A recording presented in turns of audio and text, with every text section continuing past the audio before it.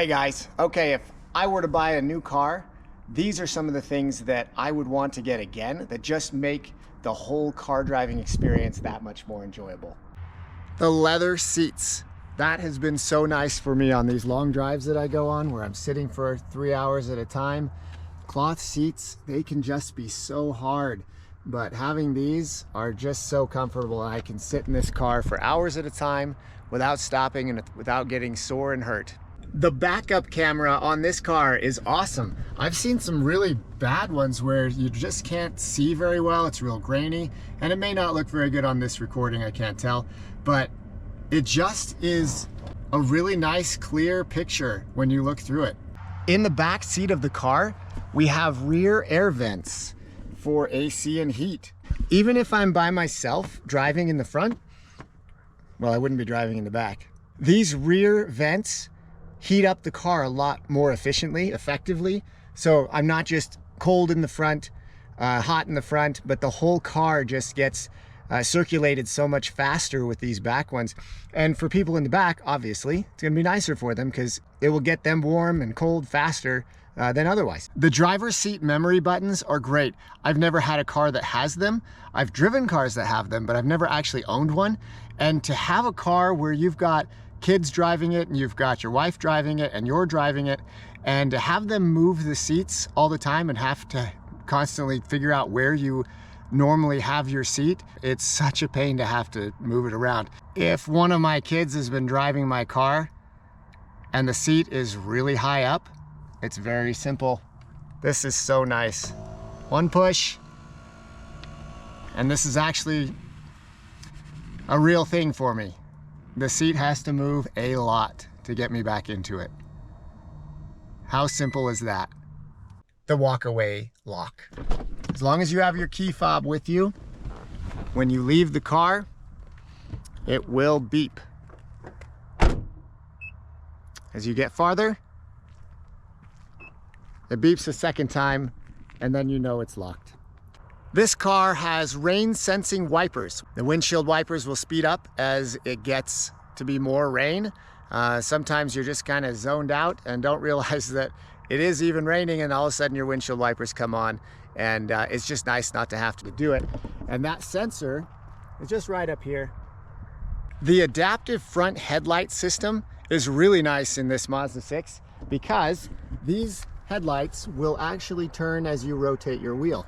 And I realize other cars do the same thing. I've got a Subaru Ascent that does the same thing, but it's just really nice because as you're turning corners, the headlights will shine in the direction you're going. So if somebody's standing on the sidewalk or there's a deer on the side of the road and you don't know it's there, as you turn that wheel, the headlight just turns in that direction and you're able to see things a lot sooner than you would in another car. It's just great. The Bose Premium Audio is a nice feature in this car. It really does make a big difference the way that the sound comes out. I'm not gonna play any music on this, I might get myself in trouble, but if you can splurge for a nicer speaker, it's just a nice thing. It's not necessary, but it does make a difference. Paddle shifters and manual mode. Now manual mode itself is great just because you can put the car in whatever gear you want to put it in. That's a game changer in itself. I've driven cars that didn't have that as an option, and when you want to change the gear and you can't, it's frustrating, especially if the car is in 5th gear and you're heading up a hill and then it drops down into 3rd to get up the hill. That is not ideal. All you needed was 4th and it drops to 3rd automatically. So nice to be able to put it in the gear you want. But the paddle shifters, those change the whole experience of driving. Being able to keep your hands on the wheel when you shift is so nice, especially if you've got a car next to you and a car in front of you and you're just waiting for that moment where you can get ahead and switch lanes and pass. You can keep both hands on the wheel instead of having one hand come down to the stick and make that shift. You have both hands on the wheel, drop down to 4th gear, turn over and pass. It's a huge change in the experience of driving. And I love them. I use them every single day, just about every single time I drive. I'm always using them. I will switch between the stick shift and the paddle shifters all day. I use them all the time. If you get a chance to get a car with paddle shifters and you enjoy driving, the whole experience of driving, try to get one with paddle shifters. They are so nice. I love sport mode. It makes the accelerator more responsive for merging onto the freeway and passing other cars. It works in drive and it works in manual, but it will shut off if you turn on your cruise control, so it's not an all the time thing.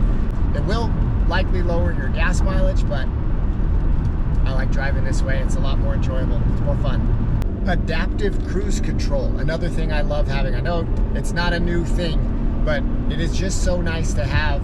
It's a great safety feature in case, I don't know, if you start getting drowsy on the road or you're just not paying attention.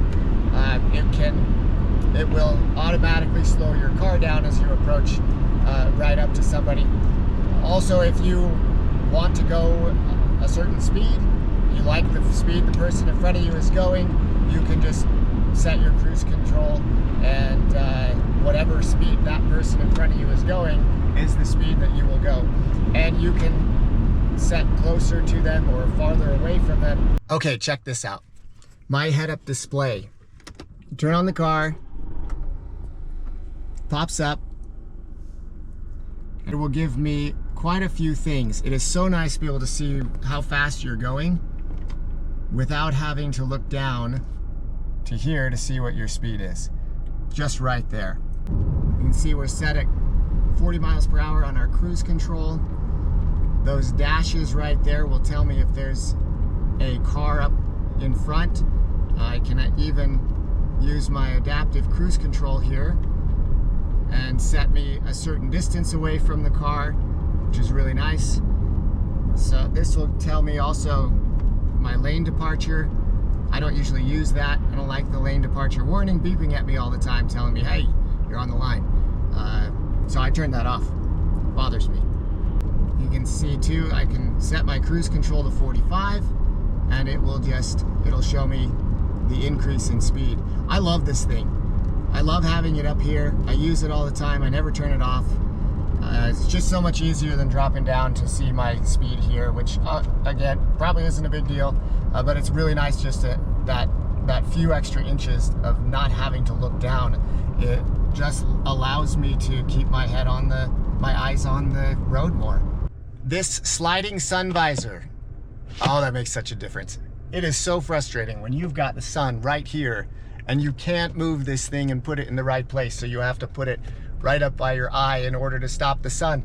It's not that hard. Just make a sliding sun visor. Even if this whole thing slides out, that's nice.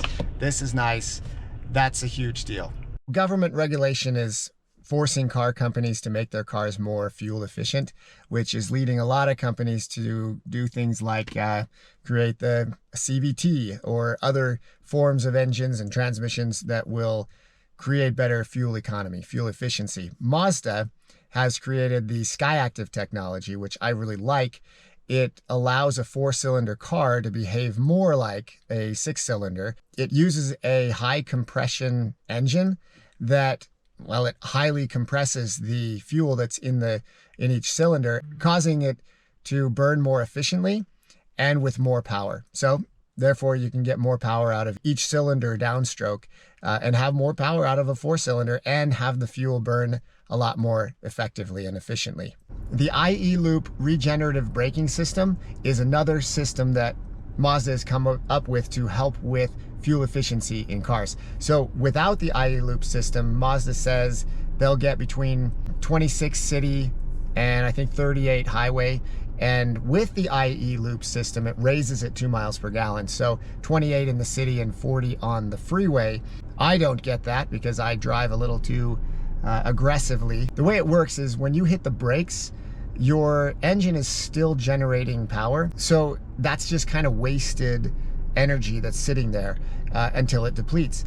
And the IE Loop system captures that leftover energy and it utilizes it for power for your AC, for your stereo, for charging your phone, for running the lights, those types of things. So it just allows the car to run more efficiently. Just another highly intelligent thing that Mazda has created. So you can see I've got a little bit of power in there and it's going out and now it's gone. So this uses a capacitor instead of a battery because the batteries take longer to charge, and capacitors, they just hold energy and then utilize it when it's time to use it.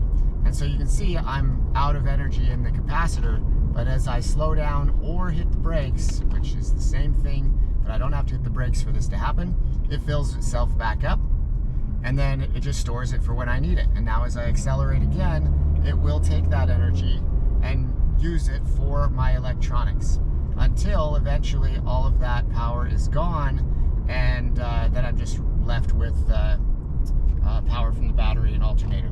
Thanks for watching this video. Like it, subscribe to the channel. I'll see you next time.